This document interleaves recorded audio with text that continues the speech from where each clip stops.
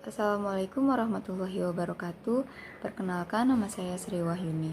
Di video kali ini saya akan menjelaskan tentang metodologi penelitian akuntansi. Di sini terdapat kerangka konseptual variabel independen. Pengembangan hipotesa. HA1 terdapat pengaruh positif laba sebelum pajak ini terhadap persistensi laba. HA2 terdapat pengaruh positif aliran kas operasi terhadap persistensi laba. HA3 terdapat pengaruh positif perbedaan laba akuntansi dan pajak terhadap persistensi laba. HA4 penurunan tarif pajak memperkuat pengaruh laba sebelum pajak ini terhadap persistensi laba. HA5 penurunan tarif pajak memperkuat pengaruh aliran kas operasi terhadap persistensi laba. H6 penurunan tarif pajak memperkuat pengaruh perbedaan laba akuntansi dan pajak terhadap persistensi laba.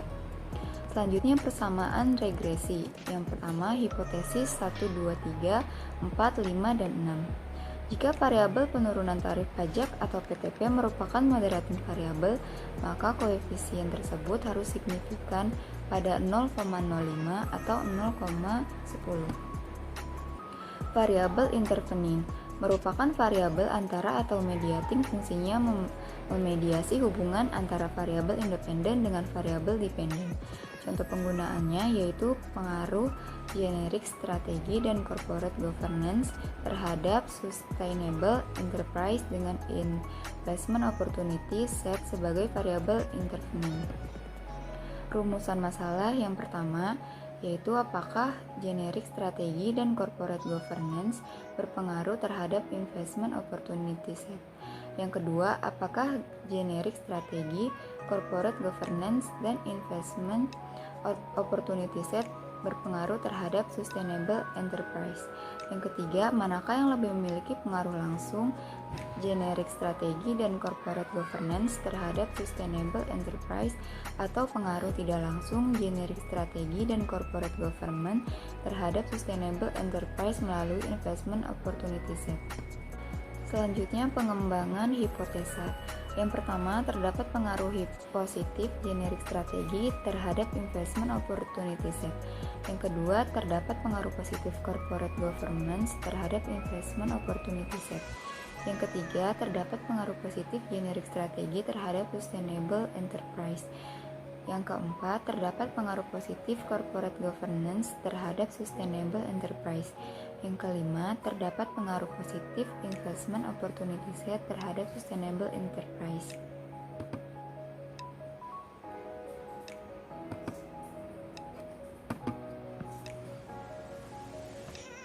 Selanjutnya terdapat persamaan regresi untuk H1 dan H2, H4, H5, H3, H4, dan H5. Uji normalitas dan asumsi klasik. Yang pertama, uji normalitas. Uji normalitas dan asumsi klasik menguji apakah dalam model regresi variabel pengganggu atau residual memiliki distribusi normal. Uji T dan F mengasumsikan bahwa nilai residual mengikuti distribusi normal. Kalau asumsi ini dilanggar, maka uji statistik menjadi tidak valid atau menjadi dua cara. Analisis grafik histogram. Yang pertama, membandingkan antara data observasi dengan distribusi yang mendekati distribusi normal. Namun, hanya melihat histogram dapat menyesatkan khususnya untuk jumlah sampel yang kecil. Metode yang lebih handal dengan melihat normal probability plot atau p-plot membandingkan distribusi kumulatif dari distribusi normal. Yang kedua, jika data menyebar sekitar garis diagonal dan mengikuti arah garis diagonal atau grafik histogramnya menunjukkan pola distribusi normal, maka model regresi memenuhi asumsi normal. Yang ketiga, jika data menyebar jauh dari diagonal atau tidak mengikuti arah garis diagonal atau grafik histogram tidak menunjukkan pola distribusi normal, maka model regresi tidak memenuhi asumsi normalitas. Selanjutnya terdapat hasil output SPSS. Grafik histogram memberikan pola distribusi yang menceng atau skewness ke kiri dan tidak normal. Grafik normal plot terlihat titik-titik menyebar di sekitar garis diagonal serta penyebarannya agak menjauh dari garis diagonal. Kedua grafik ini menunjukkan bahwa model regresi menyalahi asumsi normalitas.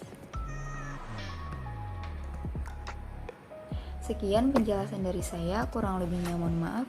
Wassalamualaikum warahmatullahi wabarakatuh.